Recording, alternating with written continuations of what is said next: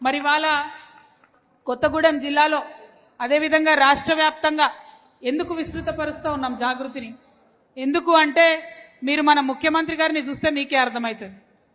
మనం కష్టపడి ప్రాణాలొడ్డి అనేక మంది నిరాహార దీక్ష చేసుకొని అనేక మంది బిడ్డలు చనిపోయి ఇవాళ తెలంగాణ రాష్ట్రం వచ్చింది. వచ్చినటువంటి రాష్ట్రానికి ముఖ్యమంత్రిగా ఉన్నటువంటి వ్యక్తి కనీసం జై తెలంగాణ అని అనలేనటువంటి పరిస్థితి ఇవాళ మన రాష్ట్రంలో ఉన్నది.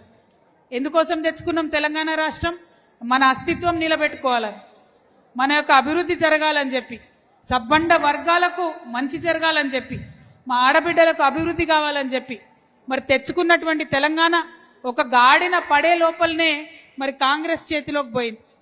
కాంగ్రెస్లోకి పోతే మరి ఇప్పుడున్నటువంటి ముఖ్యమంత్రి కనీసం సోయి లేకుండా ఏ ఒక్క కార్యక్రమం చేయకుండా, సరే పోనీ 2 రూపాయలు పెన్షన్ లేటుకి ఇస్తాడేమో అనుకుంటే ఊరుకుందాం అనుకుంటే ఇప్పటి వరకు 18 నెలలైంది ముఖ్యమంత్రి అయ్యి ఆయన ఒక్కటంటే ఒక్కసారి కూడా జై తెలంగాణ అనలే.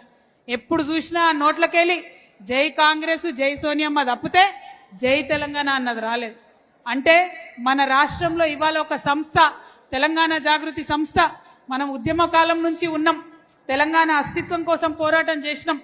ఆనాడు ఎంత అవసరమో ఇవాళ కూడా మళ్ళీ జాగృతి లాంటి సంస్థల అవసరం అంత పెద్ద ఎత్తున ఉన్నది. తెలంగాణలో ఉన్న అన్ని సమస్యల మీద మాట్లాడాలి, తెలంగాణలో ఉన్న సబ్బండ వర్గాల యొక్క సమృద్ధి కోసం మాట్లాడాలి, వారి అభివృద్ధి కోసం మాట్లాడాలి. అందుకనే జాగృతిని బలోపేతం చేస్తా ఉన్నాం. అందులో మీ అందరికీ తెలుసు మరి చాలా ఏండ్ల నుండి జాగృతికి కార్మిక వర్గాలతోని చాలా సత్సంబంధాలు ఉంటాయి.